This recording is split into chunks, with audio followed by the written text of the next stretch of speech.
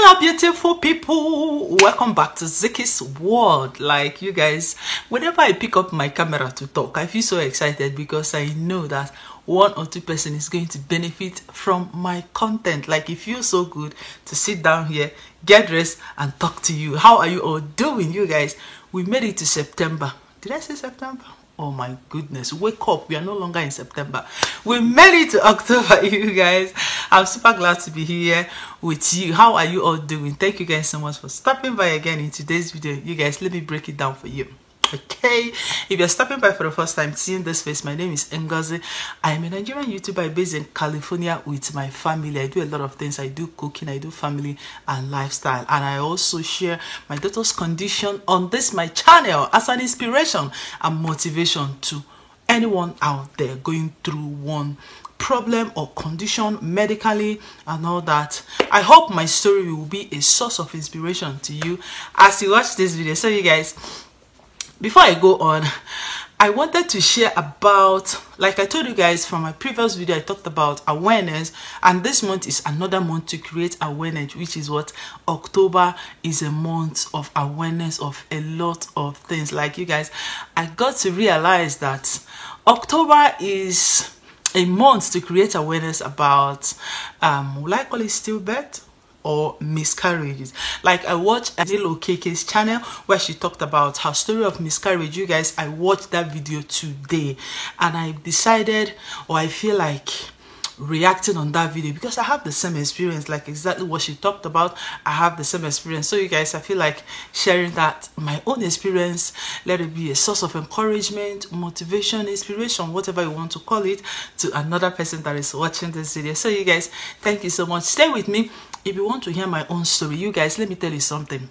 I've been through much, not to worship him. Let me sing it again. I've been through much, not to worship him. What the song is trying to say is that I have been through too much not to worship God, because I believe that everything that is happening in my life is my story. Like, if I share this story, anytime I finish talking about my story or my daughter's story, I feel relieved. I feel like I've been able to do something for the world in one way or the other, using my platform to share information to encourage every woman out there going through one or two things in their life. You know, I feel so happy to share my story. So you guys, let's get into the story immediately. Let's get into this story. You got to go. So yeah, 15. I had miscarriage, and there is a reason why I'm sharing this story, because sometimes people tend to judge you, people tend to give you them based on Nelo KK's video that I watched. Somebody, you know, told her something that is, I will use the word insensitive. People that lost a child need consolation, need hope and encouragement. But a lot of people, it's so sad that in the world we live today, a lot of people don't even care about that. They just want to make sentence, they just want to make a statement, and just want to make you feel sad. At the end of the day, they will tell you, it's not a joke. They're trying to tell you how real they are. At the end of the day, they want to corner it and say it's a joke. It's not a joke. But the truth is that my own story in 2015, I had a miscarriage. And it started when I had my first son, after having my first son in 2013. And then I said to myself, me and my husband will agree that for us to have another baby, our child will be at least a year and 2 or 3 months, so that by the time the baby is 9 months, we're having the second baby, it will be 2 years. Our first child will be 2 years or 2 years older than the baby. We agreed on that. So as at a year and 3 months, I got pregnant. So I started as spotting. You know, the spotting will be like, what is this? Because in my heart, I know that I'm not in my period because I'm pregnant. I can never menstruate in my, you know, pregnancy. So I was like, what is going on? I was so scared. I don't know anything about miscarriage. So it spotted a little bit and stopped. So my husband was at work. I called him. I said, look at what is happening. He said, okay, can you call the hospital? Go to the hospital. I said, who is going to hold the baby? So I have to wait for him to come back, and he hold our first child, and I have to rush to the emergency. So when I get there, by the time I get there, I have started bleeding. Like, you guys, you know how if you had miscarriage, you understand what I mean. It's just so thick. You feel like the baby is gushing out. It was so thick. Now, after having this miscarriage, I was in pain. I was crying in the hospital for 3 good days because I was bleeding. But before then, when I get to the hospital, the first thing the doctor did was to check the baby's heart rate, because this is how they will determine if the baby is still there or not. So the doctor checked the heart rate the first time, the second time, and told me they couldn't find it. I said, no, doctor, check. It must be there. The doctor held me. She said we couldn't find the heart rate because it was gushing out, and it was so thick. So they gave me a bed. I told them, what am I going to do? What am I going to drink to be able to hold that back this baby? But I find out, and the doctor told me there's nothing they can do about it. Pregnancy is just a risk. And when you come out of it successfully, you just thank your God. 1 out of how many women miscarry their child? At the end of the day, I think, or I thought, is what I will control, but it's not what I will control. Like I asked doctor, what really happened? The doctor said, we don't know. It's just what happens during pregnancy. Some babies are not meant to stay, some will leave and some will not leave. I felt it in my heart, like seeing that thick blood, not even the type of menstruation. It was so thick, it was just gushing. I was saying, my baby is going, my baby is going. I was just shouting that day at the hospital. The nurses, they came, they held me, they gave me a very big pad. You know when you have your baby, that big pad they'll give to you, they gave it to me. I put it, I changed pad how many times in the hospital? More than 6 times in 1 hour, you guys, to tell you how this blood was gushing out. So they did not do any evacuation. The doctor told me that this is early, it's about 10 weeks going to 11th week. So the doctor said that everything will go out on its own with some medication. So that is how that one went. So now this is my story. After having this miscarriage, I came back home. I was recovering, healing, taking care of my child, and then there is this particular woman that made me feel like I am the cause of the miscarriage that I had. Because I really felt so sad when I was watching the Okeke. Like everything, the way the woman talked to me was just coming back like a fresh memory to me, because I remember that particular day.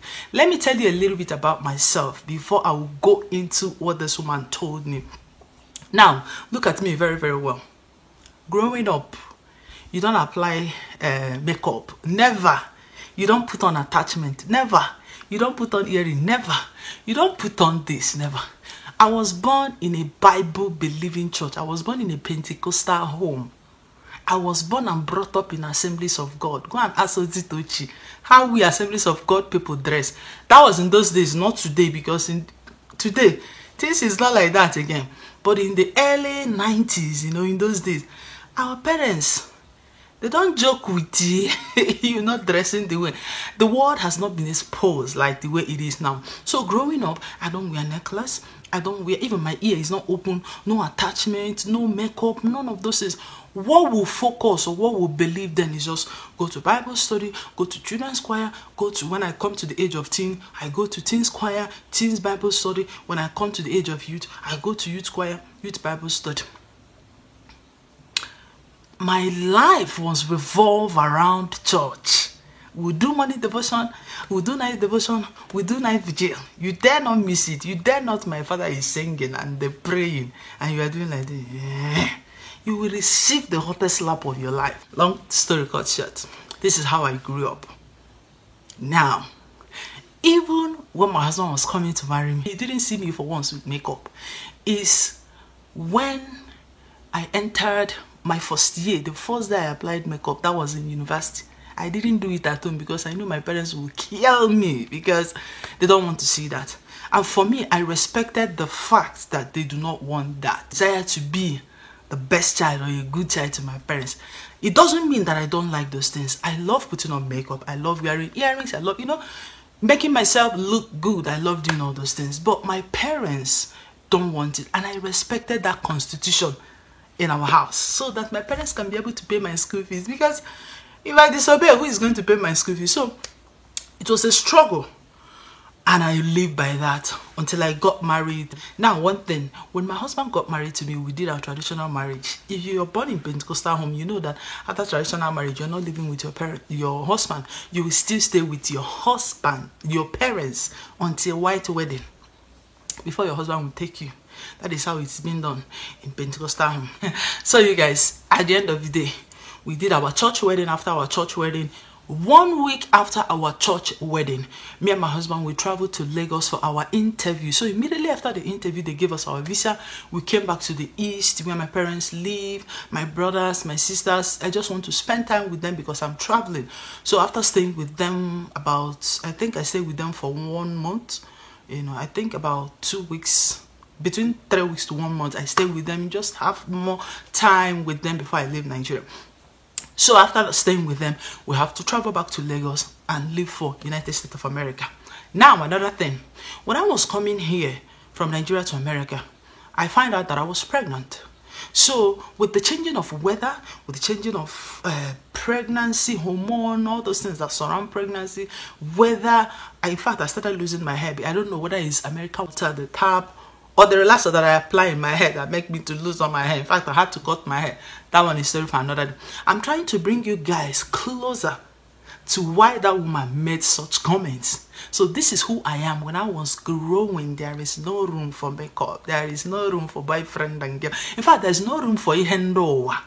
Things of the world. We focus on heavenly things. We focus on things that will put our mind straight above.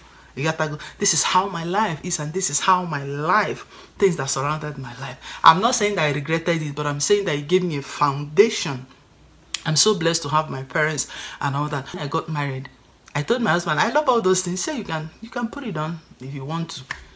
Now, when I came to America, I wanted to open my ear, but I don't feel like, because I was pregnant. A lot of changes happened around me. So I said, okay, since all these things now happen, let me wait until I had my son. So after having my son, I think about 6 months or 7 months or a year after, because I was busy taking care of my child. You don't have help from morning till night. You're taking care of child and doing one thing or the other. So I don't have the time. So after I think about 1 year after I had my son, so there's this friend of mine. I told her, hey, I want to open my ear. I want to start living my life. I've not lived my life the way I want to. So she said, okay, we'll go to this popular store, big store called Walmart. So they pierced my ear. And the thing was so painful because it was so painful. But they just opened it and put an earring.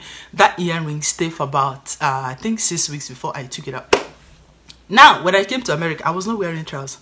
In fact, when I was flying from Nigeria to America, I was wearing skirt to tell you the kind of person I am, or the kind of background I am coming from. So I don't wear trousers. It's when I got married. When I came to America, I started wearing trousers. So I was wearing trousers because when we came, the weather was so cold. I can't wear my skirt. When you wear your skirt, everywhere will be so cold. So I had to buy pants. They call it pants over here, but we call it trousers. I was wearing trousers. Started learning how to do makeup the little I can, apply makeup and all that. So now, when I had this miscarriage, this woman, she saw me, she said, why am I saying all these things? Just to bring you why. She made that comment because she saw me, she knew me as somebody that doesn't wear trousers, doesn't make up, doesn't dress that, that kind of dressing they feel like is not for people that are going to heaven. So this woman said to me, Ngozi, which means, Ngozi, you should stop wearing trousers so that you will know the cause of the miscarriage.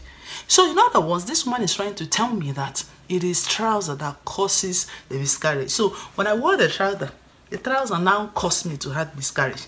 The trouser now went and the cable with the baby.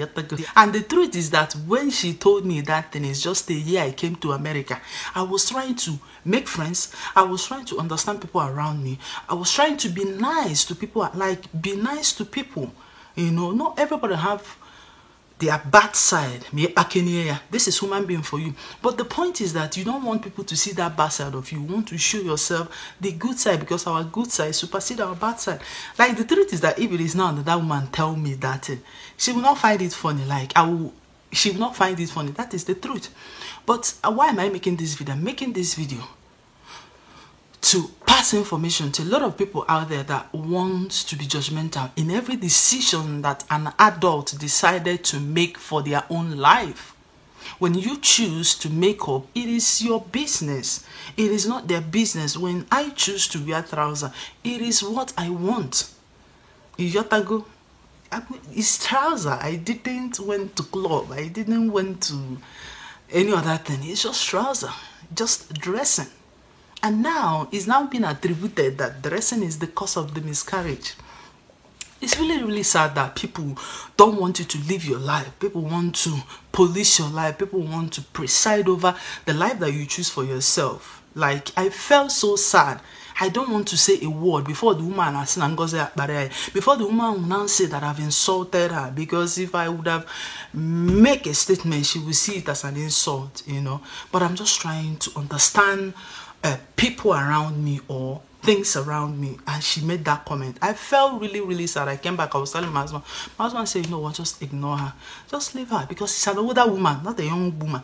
Somebody that should be in her early 60s told me that I should stop wearing trousers. You know that kind of statement that you feel like it shouldn't be coming from somebody of that age. So I felt so much attacked because I lost my baby. Somebody will come in and be like, I felt like I'm the cause of the miscarriage. You know, when you have that feeling, you judge yourself. I really felt so sad about that. So please understand that every human being, every adult that made a decision for themselves is for their own good. I'm still in faith. It's just that I decided to, you know, step up my game.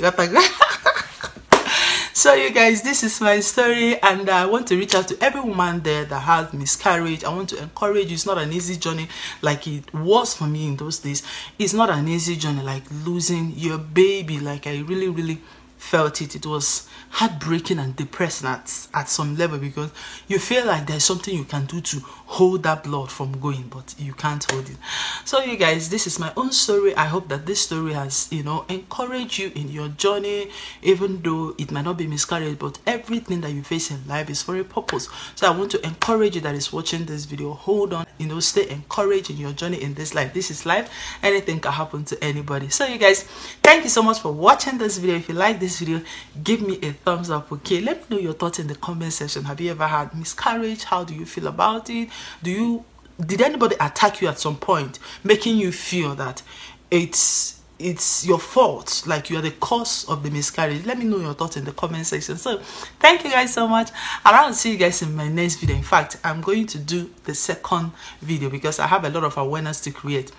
I didn't know that this month is creating awareness for miscarriage, and I'm here. I have about 4 awareness I want to create, so this one is making it 5. So I'm coming back again with the second awareness. So you guys, I'll see you guys in my next video. Have a beautiful week out there. Bye.